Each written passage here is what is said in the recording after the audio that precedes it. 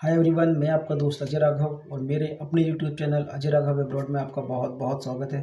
दोस्तों, जैसा कि मैंने अपनी लास्ट वीडियो में आपको बताया था कि नेक्स्ट वीडियो में हम क्रोएशिया के बारे में बात करेंगे कि क्रोएशिया में अगर आप 6 से 8 लाख रुपए खर्च करके आ रहे हो, बहुत से लोग 10-10, 12-12 लाख रुपए करके भी आते हैं। तो क्या इतना पैसा खर्च करके क्रोएशिया आना क्या सेफ है आपके लिए, जिस कंट्री में जॉब्स बहुत कम है? स्किल्ड वालों के लिए तो हैं, मैं अभी भी ये नहीं कहूँगा कि स्किल्ड वालों के लिए जॉब नहीं है, लेकिन स्किल्ड वालों को भी परेशानियाँ अब आने लगी है। मैं अनस्किल्ड की बात कर रहा हूँ। क्या आप 6 से 8 लाख रुपए लगाकर एक अनस्किल्ड व्यक्ति का क्रोएशिया में आना सही है? क्या क्रोएशिया में सिर्फ एंट्री करना ही काफ़ी है? क्या आप यहाँ पर एंट्री कर लेंगे और किसी भी कंट्री भाग जाएंगे? किसी कंट्री आप भाग गए तो वहाँ पर आप लीगल रहना पॉसिबल है? क्या दूसरी कंट्री के डॉक्यूमेंट्स बनना इतना आसान है? क्या दूसरी कंट्री में जाकर के जॉब ढूंढना, जॉब लेना इतना आसान है? अगर कोई बंदा आपको इंडिया में बैठ करके आपके साथ में फ्रॉड कर सकता है, तो क्या यहाँ पर जो एजेंट्स हैं वो आपके साथ में फ्रॉड नहीं कर सकते? तो दोस्तों, आज मैं इसी बारे में बात करूँगा कि क्रोएशिया क्या सही है आपके लिए।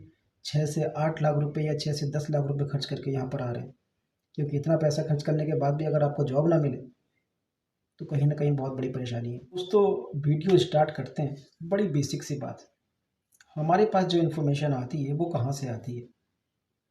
हम कोई पेड न्यूज़ चैनल तो है नहीं इंडिया में, जैसे पेड न्यूज़ चैनल होते हैं।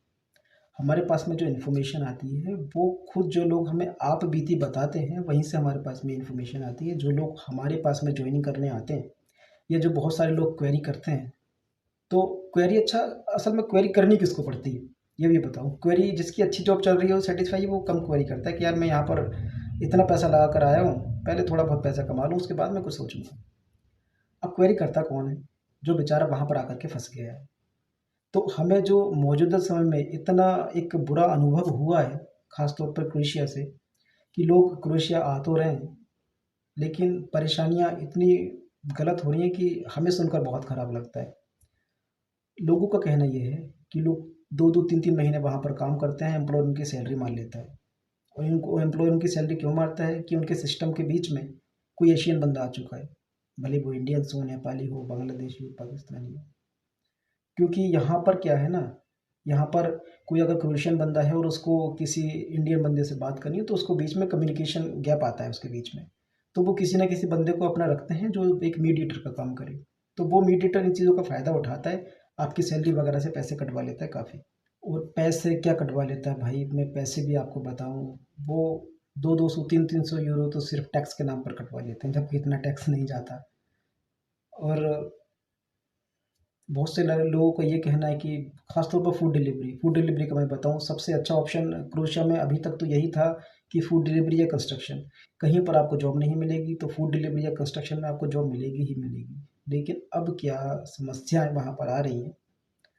फूड डिलीवरी में जॉब आपको मिल जाती है, लेकिन प्रेशर आपके साथ पास में ये होता है कि आप टारगेट पूरा करो।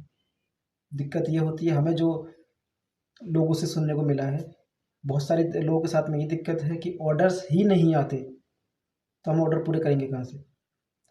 फिर दूसरी बात क्या है, वहाँ पर एक पॉपुलेशन इतनी हो गई है ना, मतलब अदर कंट्रीज़ के लोगों की।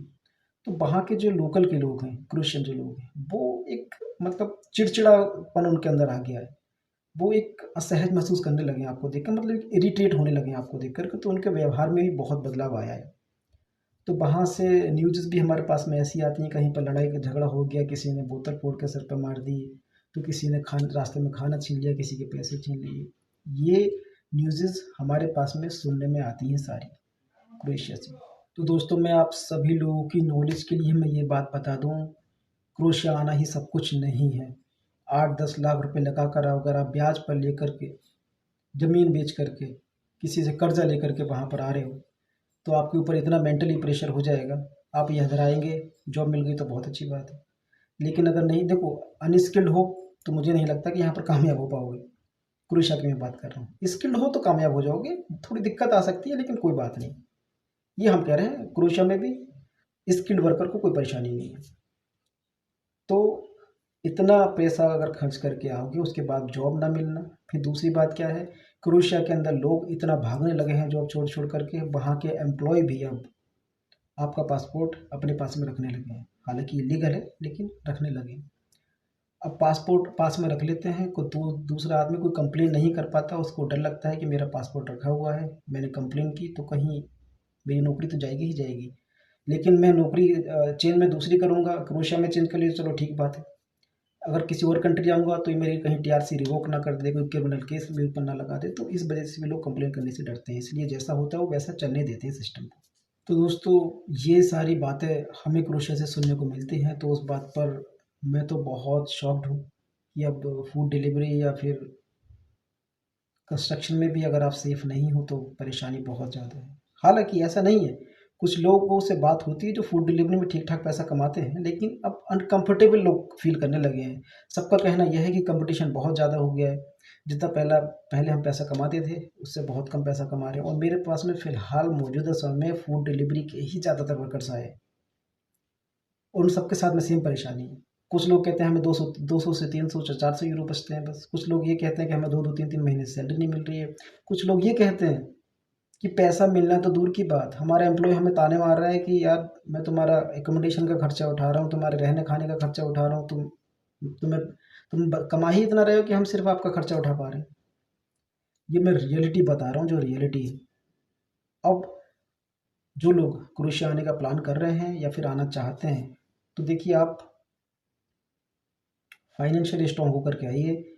अगर 8 लाख रुपए लगा करके आ रहे हैं तो भले 2 लाख रुपए और सही, लेकिन आप फाइनेंशियल स्ट्रांग होकर आएँ, ताकि किसी भी प्रॉब्लम को फेस करने के लिए आपके पास में, आपके पॉकेट में पैसा होना चाहिए। पैसे से बढ़कर कोई दोस्त नहीं है, क्योंकि सब यहाँ पर अपनी अपनी परेशानियों से उलझे हुए हैं, कोई आपकी मदद नहीं करेगा। आपको B plan, C plan, D plan, सारे के सारे प्लान अपने दिमाग में रख कर के आने पड़ेंगे। अगर ऐसा हो गया तो मेरे पास में क्या ऑप्शन है, अगर वैसा हो गया तो मेरे पास में क्या ऑप्शन है, और अगर कुछ भी नहीं हुआ तो मेरे पास में क्या ऑप्शन है। दूसरी बात, जो लोग वहाँ से ये सोच करके आते हैं क्या मैं सिर्फ मैं क्रोएशिया में घुस जाऊँ किसी तरीके से, उसके बाद मेरी टीआरसी बन जाएगी, मैं तो नॉर्वे भाग जाऊँगा, मैं तो डेनमार्क भाग जाऊँगा, मैं बेल्जियम चला जाऊँगा, मैं जर्मनी चला जाऊँगा, मैं पोलैंड चला जाऊँगा। नॉट एट ऑल, आप चले जाओगे, कोई दिक्कत नहीं है। लेकिन क्या वहाँ के लीगल डॉक्यूमेंट बनना इतना आसान है जितना आप सोच लेते हो कि वहाँ पर चला जाऊँगा, ये हो जाएगा, वो हो जाएगा। तो दोस्तों, लीगलाइजेशन एक बड़ी समस्या है ये पूरी यूरोपियन कंट्रीज़ में। आप लीगलाइजेशन के बारे में ज़्यादा सोचें। हम भी जब क्रोएशिया आए थे, मैं भी जब क्रोएशिया आया था, तो मैं ऑलरेडी प्लान करके आया था कि जाहिर सी बात है क्रोएशिया में फ्यूचर नहीं है और मुझे वहाँ पर जॉब स्विच करके दूसरी कंट्री शिफ्ट होना पड़ेगा। ये हमारा पहले से ही प्लान था। तो मैं उस प्लान के अकॉर्डिंग आया। हालांकि हमारे लक ने साथ दिया, सब कुछ हमारे साथ में बहुत अच्छा हुआ। मैंने सिर्फ एक जॉब क्रोएशिया में की थी, मैंने सिर्फ एक ही जॉब पोलैंड में की है। 2 कंट्री 2 जॉब, अभी तक तो सब कुछ सही चल रहा है, ईश्वर की कृपा है, मेरे माता पिता का आशीर्वाद है, सब कुछ सही है। लेकिन अगर आप इतना पैसा खर्च करके आएँ और आपको जॉब भी ना मिले और आपका फ्यूचर भी सेफ ना हो, तो आपको सोचने की ज़रूरत है। अगर आपको क्रोएशिया के अलावा किसी भी अदर कंट्री का ऐसा ऑप्शन मिलता है कि जहाँ पर कंफर्म हो कि आपको जॉब मिल जाएगी, तो आप वहाँ का प्लान भी कर सकते हो। क्योंकि क्रोएशिया इतना महंगा हो गया, क्रोएशिया ना 7-7, 8-8, 10-10 लाख रुपए लगा करके सिर्फ आपको सिर्फ एंट्री ही मिल रही है 8-10 लाख रुपए में, काम की कोई श्योरिटी नहीं है। और यहाँ पर टीआरसी भी बना के नहीं देती हैं कंपनियाँ। बहुत सारे तो ऐसे किस्से आए हैं, बंदा बेचारा आ गया है, उसको टीआरसी तक नहीं बनी है। 1-1 साल से विदाउट टीआरसी बेचारा बंदा काम कर रहा है। कुछ लोग इलीगल हो गए 2-2 साल से, 1-1 साल से वहाँ पर।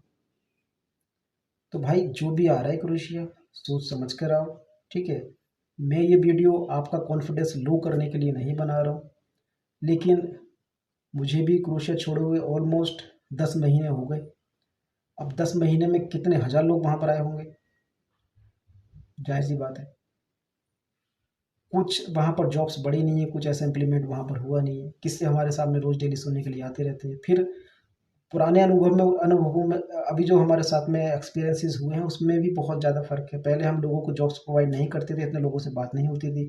अब मैं लोगों को जॉब्स प्रोवाइड करता हूँ तो मुझे वहाँ की हकीकत ज़्यादा पता चलती है। तो दोस्तों, फाइनली मैं यही कहना चाहता हूँ, जो भी बंदा क्रोएशिया आना चाहता है अपने साथ में A plan, B plan, D plan, C plan, सब कुछ सारे प्लान रख कर के आए। अगर ऐसा हो गया तो आपके पास में क्या ऑप्शन है, वैसा हो गया तो आपके पास में ऑप्शन है, क्या है। दूसरी बात, जो लोग भी क्रोएशिया आने के बाद में अदर कंट्री का मूव होने का सोच रहे हैं, तो आप ये भी सोच लें, कुछ लोग यहाँ पर पासपोर्ट रखने लगे हैं, आपकी टीआरसी रखने लगे हैं। वो आपको तभी छोड़ते हैं जब उनकी टीआरसी वापस मिल जाती है। अगर आपके पास में टीआरसी ही नहीं होगी तो दूसरी कंट्री आप मूव कैसे करोगे, ये भी लोगों के साथ में समस्या है। आप इतना पैसा लगा कर आकर यहाँ पर सिर्फ फंस ही जाओ तो बहुत बड़ी समस्या है। आज की वीडियो में बस इतना ही। अगर आपको मेरी वीडियो से कोई इन्फॉर्मेशन मिलती है, अगर आपको ऐसा लगता है कि मेरी वीडियो आपके लिए इन्फॉर्मेटिव है, आप मेरे चैनल को सब्सक्राइब कर सकते हैं, लाइक कर सकते हैं, फॉलो कर सकते हैं, घंटी का बटन दबा सकते हैं, जो आप चाहें।